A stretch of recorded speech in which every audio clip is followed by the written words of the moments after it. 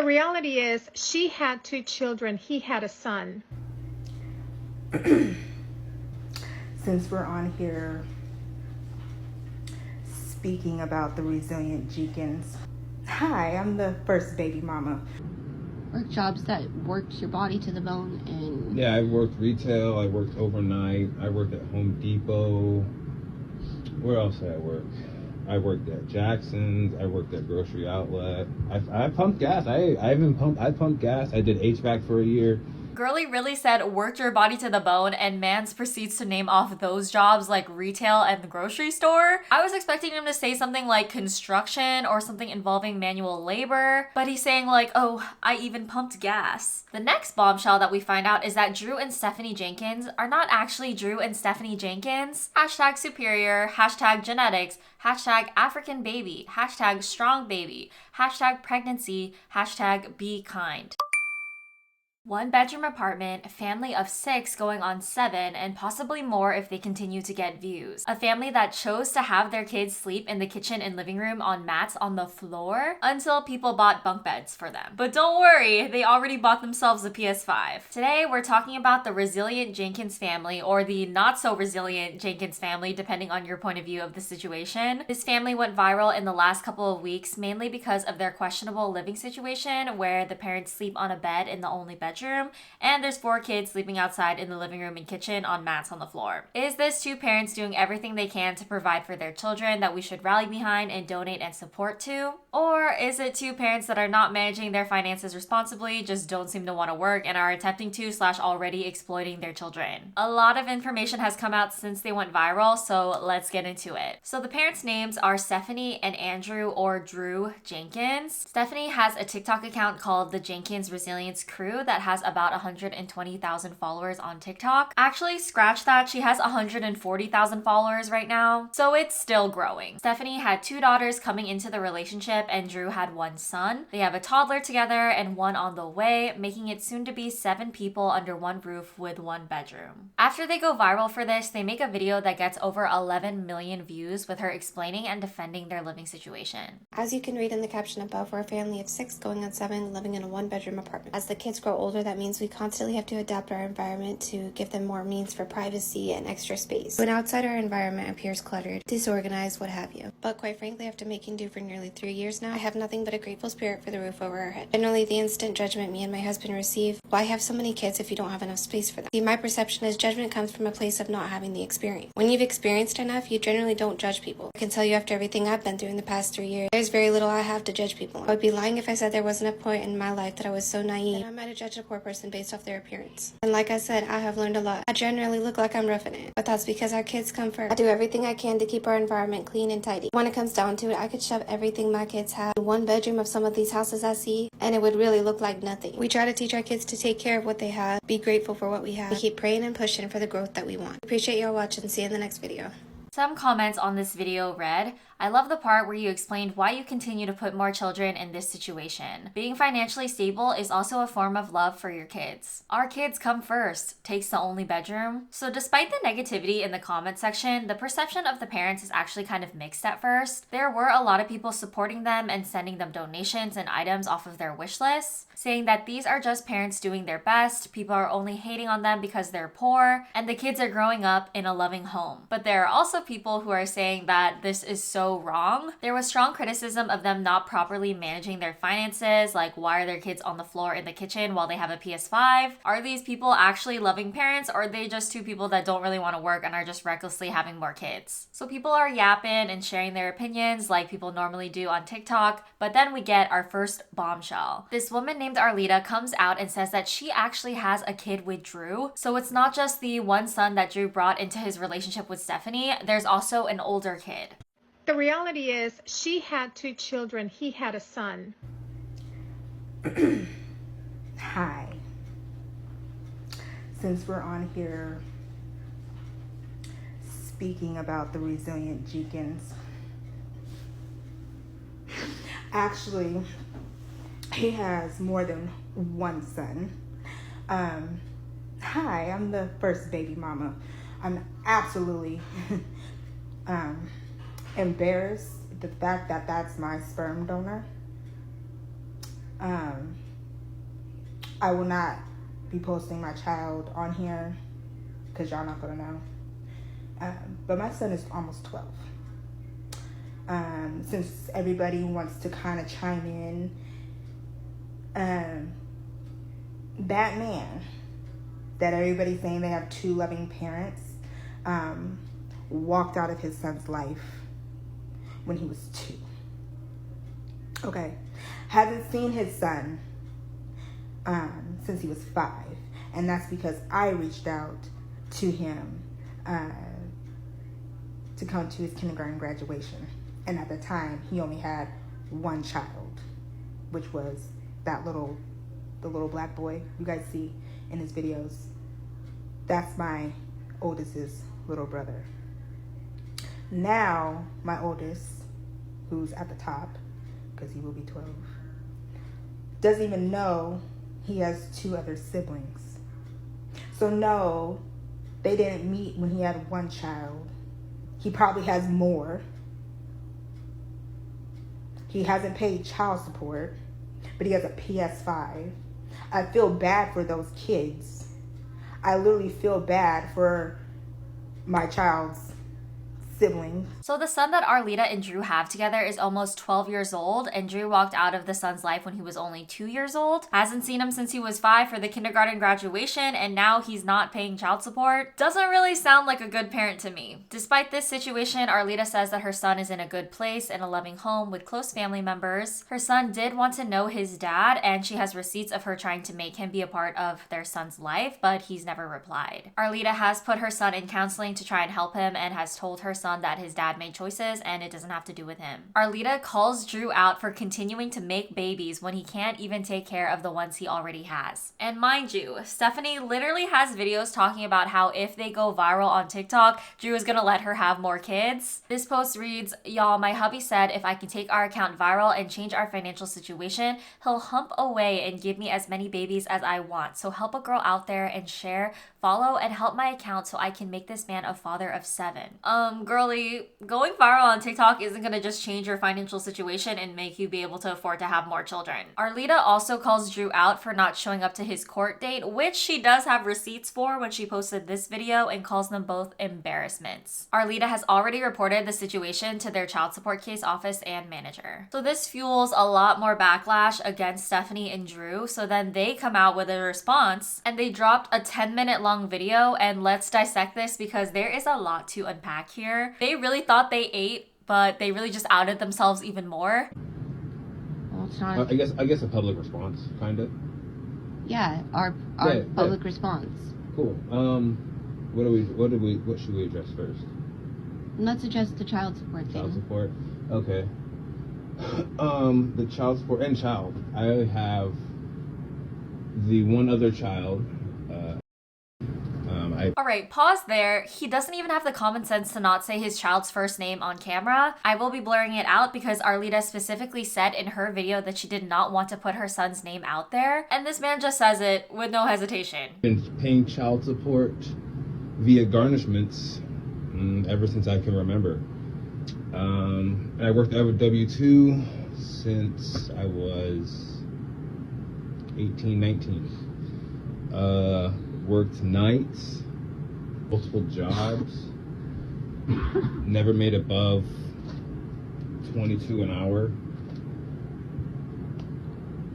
Work jobs that worked your body to the bone. And yeah, I worked retail, I worked overnight, I worked at Home Depot.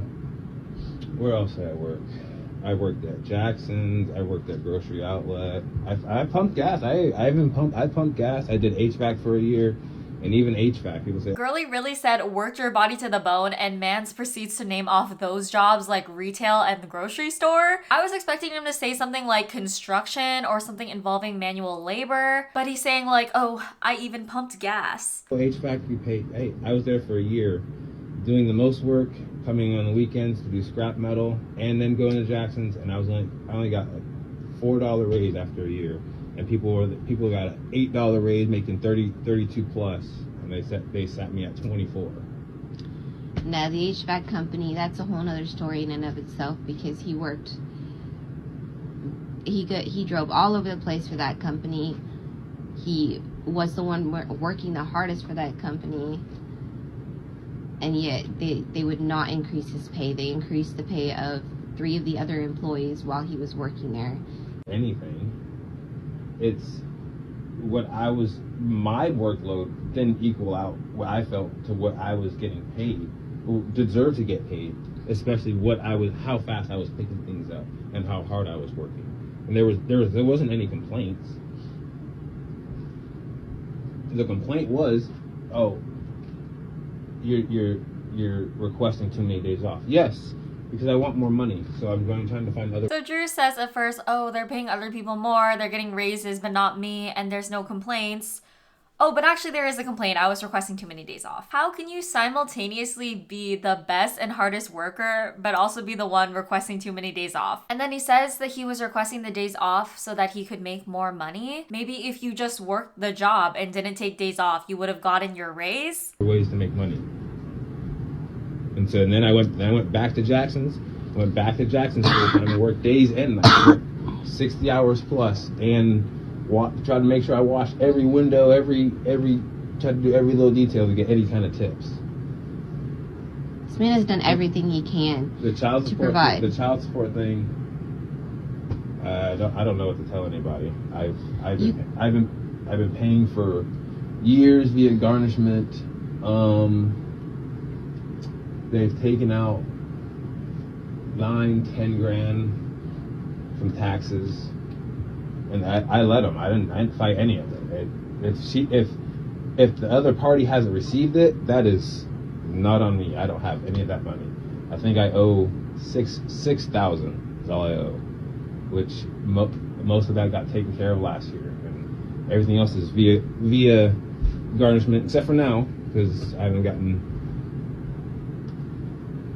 I guess except for now, but I'm 4 or 5 months behind. Things happen. So it's not like I don't know about it. What else? How? They want to know why you're not involved in this. The amount of backtracking is insane. Okay, first off, garnishments. I don't have firsthand experience or knowledge about this, so I could be completely wrong. Let me know in the comments if I am. But from what I gathered online and seeing other people's stories, it seems like you only pay child support via garnishments if you aren't already voluntarily paying it on time. So saying that you're paying via garnishments kind of admits that you haven't been on top of paying. Then he stumbles on his words a bit, saying he paid it all, and then saying he thinks he still owes $6,000, but then now he's like, oh, 4 or 5 months behind because things happen. Like, what is it then? What do you owe? Are you actually on top of it? Because it doesn't sound like it. Oh, why? Yeah. I don't need to explain why. I don't need to explain everything. I can't explain everything. And that's the thing. It's not their life for us to explain. It's our life. It's our perspective. It's what we've been through. Well, people are gonna judge regardless, and that's fine. I know. I've been judged all my life. I'm just letting them know they think the child support's one thing, and this is if they believe people are gonna believe one side or the other. That's entirely up to whoever watches or listens to this. And same with the job thing. I've worked and people think, you never. If you're not gonna explain why you're not in your first kid's life anymore, then okay, sure, like that's your story, that's your perspective. But not being in your kid's life means that you're not fulfilling your role as a parent, which means people are most definitely going to judge you for that if you have no explanation. In fact, I don't even think there is a valid explanation for why you choose not to be in your kid's life that literally wants a relationship with you that the baby mama is willing to facilitate. Like he says, I don't owe anyone an explanation, but I think it's because he has no explanation. And then him saying that people have been judging him all his life, well, maybe you should take that judgment and actually reflect and do something about it. The world isn't just against you. Like, everything he says is giving such main character energy.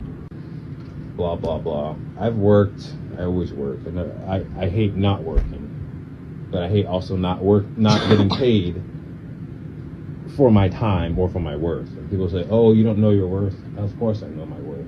Everybody should know their worth. Hence why we're no longer... I've done plenty of jobs in my lifetime. I feel like I should get paid a certain amount.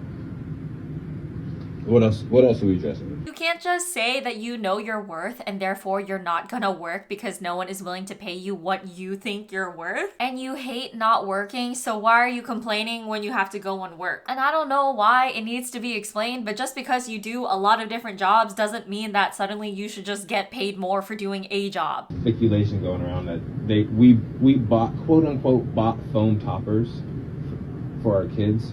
They had frames, they had mattresses, sheets, pillows, the works, even little drapes on their princess tapestries. They hung on everything and bent everything and broke it and tore it down, and kids are destructive. They're especially our two girls. They bent the hell out of the metal frames and all that, making it more or less a hazard. So we had to remove it from the house, and then they tore up their sheets and all bed covers and all that. And if you guys don't know, when anybody orders a bed is a giant piece of foam. When you go on to order a bed, it says foam mattress or memory foam with the pillow topper. It's all foam. If you guys didn't know, it's just I thought that was common knowledge, but I guess that's something that you guys know now. It's wild that they really said that the kids don't have these things because they broke it. Like, way to blame your children for why your children are not being taken care of. And what about the fact that they sleep in the kitchen and living room? If you're saying your kids are wild and destructive enough to break a metal bed, don't you think they might get into accidents in the kitchen with all the appliances or the knives? And a foam mat on the floor isn't the same thing as a mattress, although mattresses are made of foam. Like, just because I sit on a block of wood doesn't mean that I have a chair, even though some chairs are made of wood. Doesn't make any sense to me. That's all I want is better for our kids. More space, more opportunity. And you'd say, oh, she's been posting about this for 3 years, and for 3 years I've been doing my absolute best to try to make something happen. And I did too. I worked W-2 jobs for a long time, and I'm not gonna justify the reason that being home with my kids, it's either I pay someone to watch my kids and raise them a way that I don't agree with, or I stay home and raise my kids and get to watch them grow and become their people. And that's the choice that I would rather have. Oh, and of course people think I want to stay in a one bedroom. That's what I'm saying. They think we want to stay. They think we want to stay in one bedroom. Things have increasingly got more expensive. I understand there's value in raising your kids yourself, and childcare can also be expensive in and of itself. So I don't blame her for wanting to be at home with her children. That makes complete sense to me. But if their family is unable to afford it, and her way of trying to make something happen is her trying to become a mommy influencer and thus exploiting her children by making content around them, then we should not be trying to make that happen. It's gone up $300 since we got together. Yeah, because it was what, $950? Yeah. People are going to judge me and have always judged me all my life. That's nothing new to me. That's nothing new to me. All I know is I'm trying to do the best with what I got. How I'm trying to do the best with what I have and how I know best. And people say, yes, get a W-2. I would love to get a W-2 that paid me decent enough. But getting a W-2 at 18... Why does it just got to be about the pay? 20, why does nobody consider the health aspect? That most of these W-2 jobs are sucking the life out of you. Why doesn't that matter? Oh, because they don't care. It's kind of wild to me that Stephanie comes in with the health aspect. I understand not loving your job and wanting a way out, but you can't just use that as an excuse to then not do anything and just be waiting around for something better to come along. He said in some TikTok lives that he's worked DoorDash, but that he only wants to work a W-2 job if it's over $30 an hour. But like, how are you going to get a job that is over $30 an hour? Do you have a plan? If no one's willing to pay you $30 an hour, maybe you're not in a position to be picky enough to sit around and wait for that, especially when you have kids and you're the sole provider of your household. But the real reason we're suspecting he doesn't want a W-2 job is because then he's going to be forced to pay child support via the garnishments. And that's the tea. And I get it. It's not about me. it's about my kids. But also, I can't. Well, you don't want to be here for your kids? That's the thing. I want to be here for my kids, and I don't want a job to suck the life out of me. So I'm coming home. I'm going to work hating my job, and I'm hating my life because my job is sucking the life out of me. That's how Jackson's was. Jackson's was okay, but it was if we had worked at Jackson's, we will be stuck here the rest of the kids' lives. We made the decisions we made to get out of here. Yeah, business. I guess here's the other thing. They'll probably say, get a second job. I've had second job, and this is why I am pre-diabetic and on heart medication.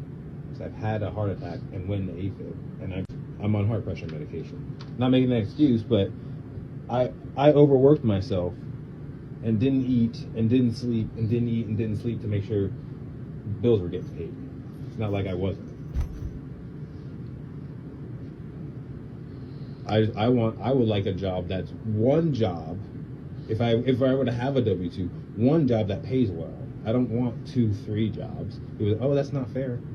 I know that life ain't fair. Life is not. So it's true, life is hard and it's not fair and that sucks. It's not about being poor that is wrong. It's about choosing to have more kids when you're already struggling taking care properly of the ones you already have. It's about coming up with every excuse to avoid working, saying that you don't want to do this job because of this, you don't want to do this job because of that, avoiding paying child support and disregarding the safety and well-being of your kids, and exploiting your kids for views and money. And I wish it stopped there. I really wish. All the attention on this family then led to people doing more digging and looking to older posts that Stephanie has made on her account. The next bombshell that we find out is that Drew and Stephanie Jenkins are not actually Drew and Stephanie Jenkins. We're talking about Drew Jenkins and Stephanie Thompson. Yeah, so they're not married. She has been calling him her husband in all of her videos, but they are not married. Stephanie is still married to a man in prison who might also be the baby daddy to her first children, and that man is in prison for being an S offender. At age 26, he was charged with kidnapping and essaying a child under 14. Stephanie even posted about it herself, saying that she was disturbed, which netizens point out is weird because he was an S offender since 2010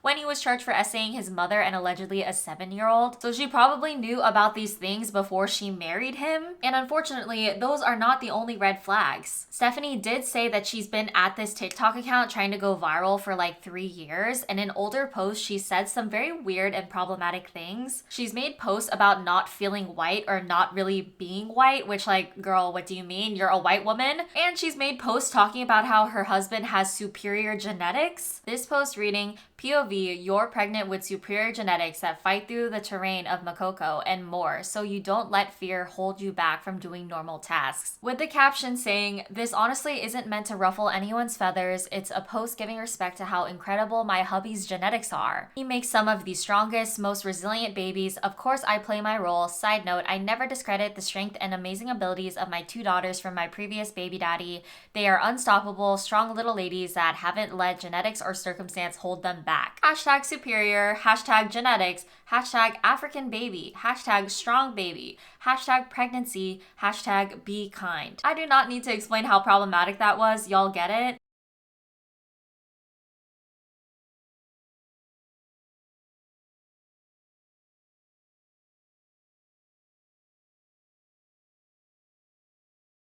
And since all this, there have been various people coming out with stories about previously dating Drew or people whose kids know the Jenkins family kids. But who knows if those stories are really true? I'm not gonna get into all of that, it's just too much. Stephanie is continuing to post on their page and their account is growing, so I feel like there's probably going to be more. And even if you put aside all of the additional information around Drew and Stephanie, it's already concerning when you start making your kids your content. It is child exploitation, and since social media careers are relatively a new thing, there aren't proper legal protections in place for children and minors being social media stars and subjects yet. And with that, thank you so much for making it to the end of the video. Please like and subscribe to support the channel, and I will see you guys next time. Bye!